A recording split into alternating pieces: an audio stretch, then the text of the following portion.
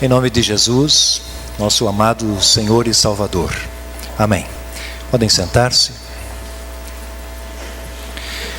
No trecho do Evangelho, separado para o culto de hoje, Jesus está novamente na sinagoga, na cidade de Cafarnaum. É um sábado e ele ensina as pessoas, explica às pessoas a mensagem do reino de Deus. Jesus interpreta e aplica textos do Antigo Testamento, a Bíblia da época. As pessoas que o ouvem ficam admiradas com a sua maneira de ensinar. E isso, nas palavras de Lucas, porque ele ensinava com a autoridade de Deus. Deus ensinando as pessoas. Deus, Ele mesmo, ensinando as pessoas. Deus falando humanês. As pessoas só podiam mesmo ficar muito admiradas. Na sinagoga estava um homem que precisava da ajuda de Jesus. Ele sofria horrivelmente por ser dominado, possuído por um demônio. E Jesus estendeu ajuda a este homem. Com Jesus sempre foi assim: ensinar e agir, falar e fazer. A ação purificadora de Jesus causou espanto em todos. O famoso possuído por demônios, conhecido na cidade, que sempre andava importunando as pessoas, especialmente no templo, havia sido libertado por Jesus. Estava limpo. E aí o evangelista Lucas nos diz que estas notícias sobre Jesus se espalharam rapidamente por toda a região. Querido irmão, querida irmã, você também foi ajudado por Jesus. Ele também limpou você da sujeira do pecado. Jesus purificou a sua vida. Ele libertou você de todos os demônios. Ele libertou você do diabo. Ele tirou você da condenação. Ele, inocente, pagou para que você pudesse ser tratado como inocente. Jesus limpou você. Limpou a sua vida. Deixou clara as páginas da sua vida. Ele renovou você, libertou você. Por isso, toque a sua vida nesta certeza. A certeza de que você é uma pessoa limpa, uma pessoa purificada por Jesus.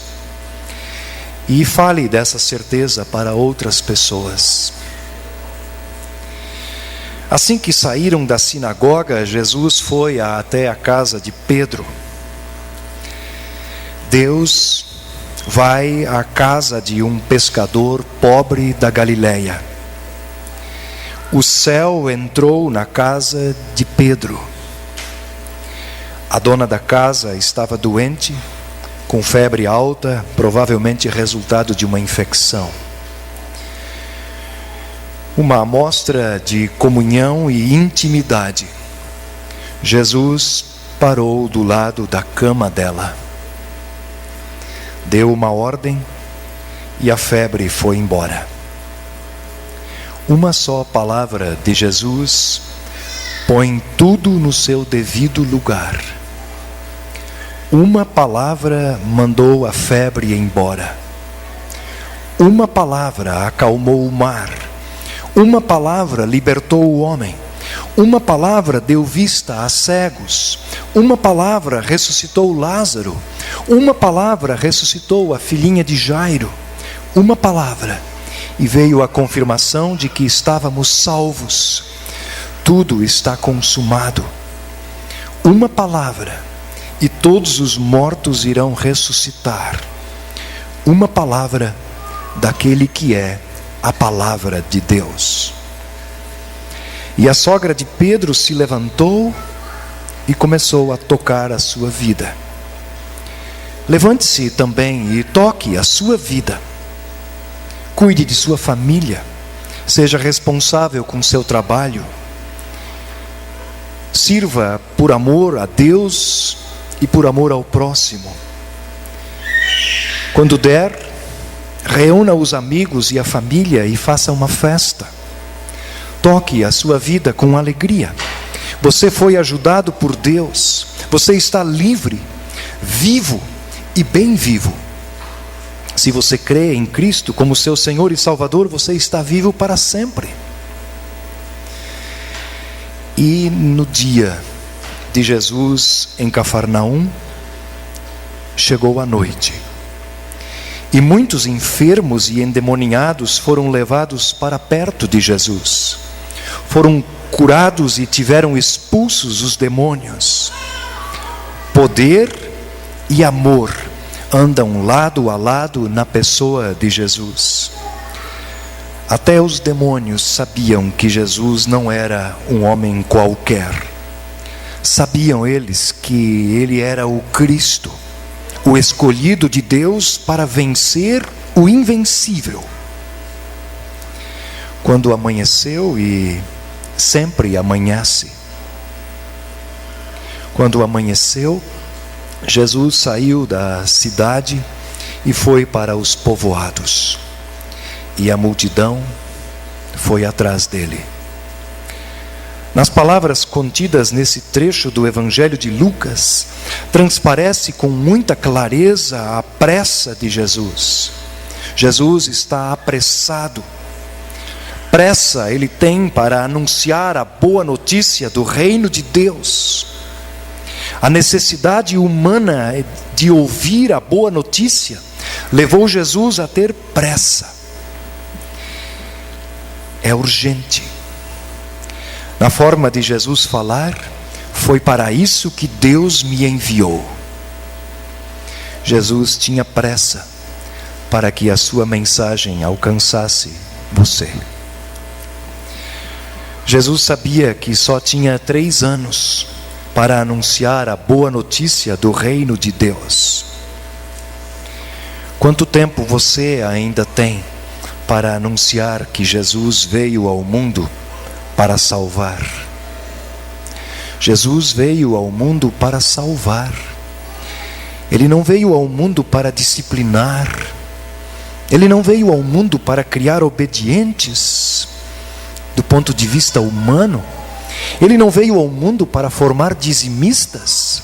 Ele não veio ao mundo para formar um exército. Ele veio ao mundo para salvar você. Ele veio salvar. Jesus tinha pressa para anunciar a si mesmo. Precisava dizer ao povo o que ia acontecer com ele. Aqui em nossa cidade, em Cuiabá, no dia 26 de janeiro de 2016, um pai esqueceu o seu filho dentro do carro parado no estacionamento de seu local de trabalho. O filho morreu asfixiado dentro do carro. Quantas vezes o filho não deve ter gritado: pai, papai? Um acidente, uma fatalidade, um incidente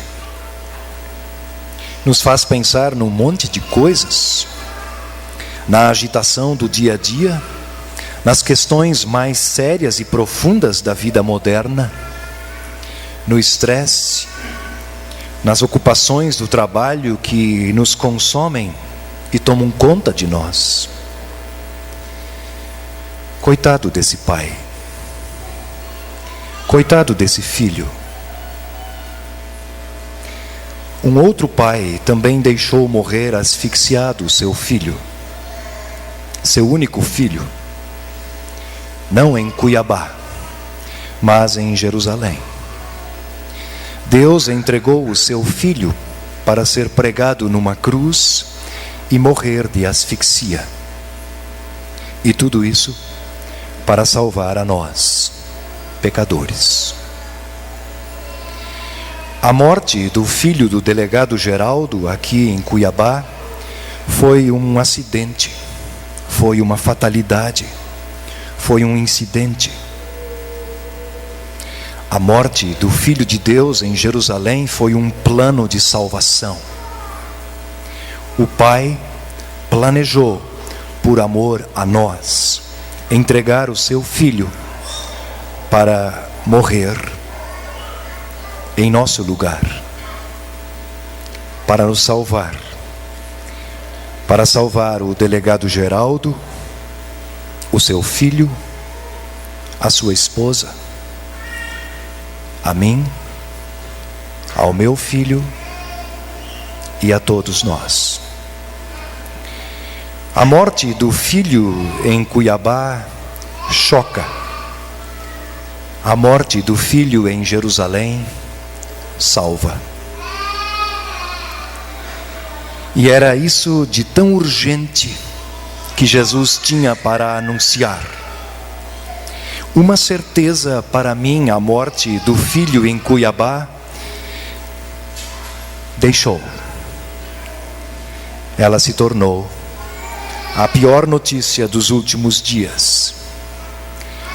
A morte do filho em Jerusalém é e sempre será a melhor e mais preciosa boa notícia para todos.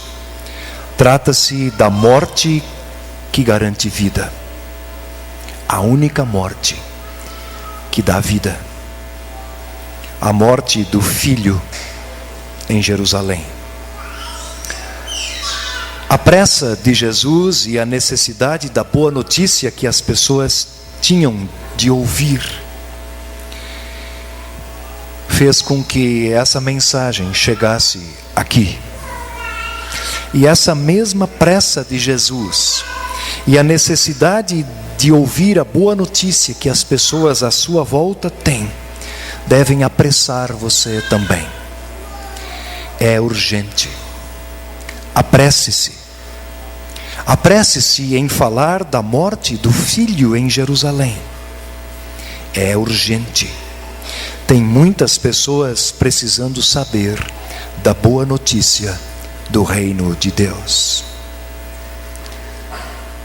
Deus nos ama.